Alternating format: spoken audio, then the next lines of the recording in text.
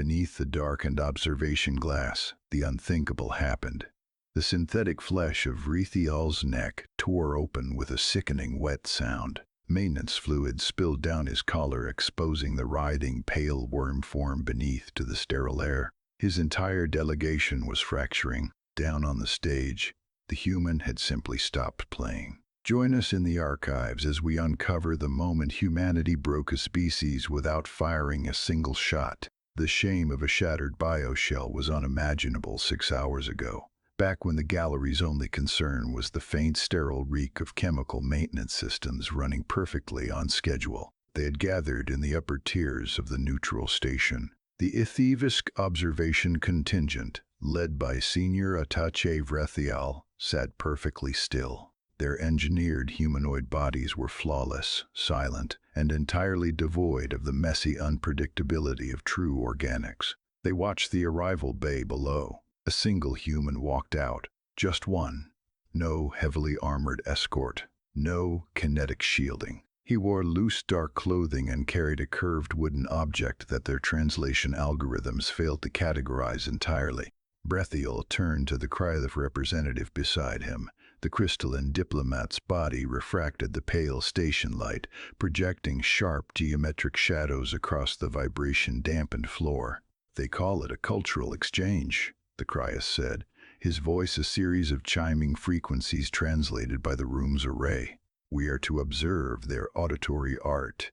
The host collective does not require art." Vretail's synthetic vocal cords vibrated with polite dismissal. "We require threat metrics. Why did we seal the gallery behind blackout alloy if he is merely a civilian?" "Because," the Kryth chimed, the light inside his chest pulsing with a strange, rapid anxiety, "human biological sensors are vastly superior to their primitive technology. Under optimal conditions, a human eye can detect a single photon of light. Even with the dampening fields, if they catch a stray refraction, they will know we are watching." Vrethial processed this. It seemed impossible. Yet the human stood at the center of the vast performance hall, looking directly up at the black glass. He smiled. Then he raised the wooden instrument to his shoulder, drew a length of stretched hair across metal strings, and the atmosphere in the room shifted. A low hum, then nothing. It was the space between the notes that hit them first. The silence had texture. It pressed against their synthetic eardrums. This was not the absence of sound, but the presence of something that consumed sound. A silence that was hungry. The vibration did not just rattle the glass. It seemed to reach through the floorboards, climbing up the legs of the observation chairs and sinking directly into the synthetic marrow of the Ithievsk delegation. Have you ever heard a sound so profound it made your very biology ache in response? And then the true melody began. It was a slow, grieving resonance, a heavy, dragging rhythm that felt like walking through deep water with weights tied to your ankles. For the Ithievsk delegation, art was a mathematical anomaly, a waste of processing power. They were parasites by nature, conquerors by design. But as the vibration climbed the acoustic dampeners, something entirely illogical occurred within Vrethial's cranial cavity. The true host worm, curled deep inside the mechanical brainstem of the bioshell, began to physically ache. It was a phantom pain, a ghost of an emotion they had bred out of their species centuries ago. His seam lines hitched, an uncomfortable burning itch spread beneath his jaw. The faint chemical smell of the maintenance fluid suddenly spiked, turning sharp and acidic. He looked down the row of his contingent. Every single Ithievsk attaché was clutching their throats, eyes wide with a terror they had no programming to express.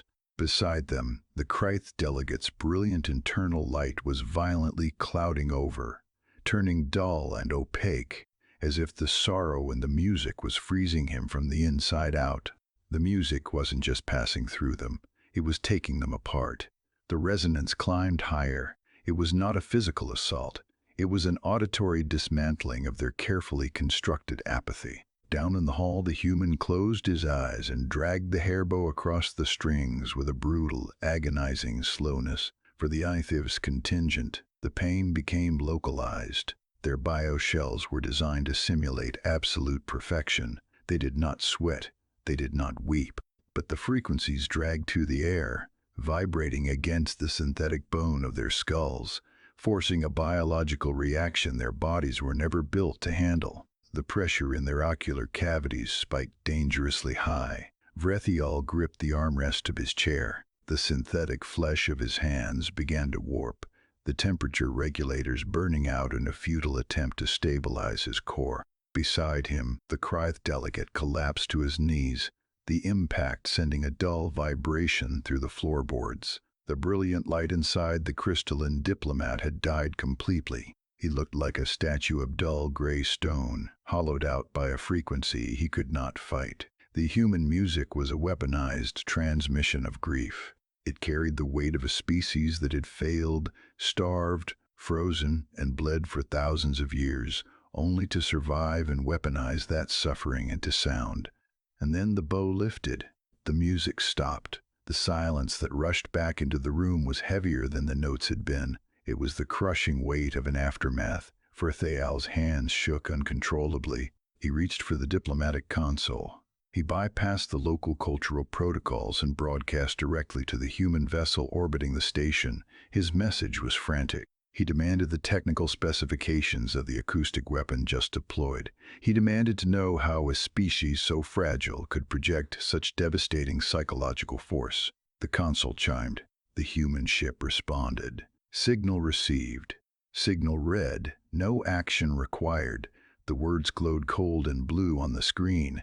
They were not going to explain it. The humans knew exactly what they had just done. They knew the darkened glass hid monsters. They had simply decided to reach through the barrier and remind those monsters what it felt like to hurt. The Ithavisk thought humanity was weak because they failed so often in their history. They did not realize that human failure was simply the necessary data collection phase for an unbearable resilience. The terminal light reflected off the dark glass, and the pressure finally broke them. The wet sound of synthetic flesh tearing echoed through the gallery. Vrethial could not stop it. Down the line, every member of the Ithief contingent fractured. Their seams split wide open. The pale, writhing host worms were suddenly thrust into the cold station air, stripped of their immaculate disguises. They were weeping thick streams of yellow maintenance fluid from their artificial eyes. The sterile chemical smell of the gallery was gone entirely.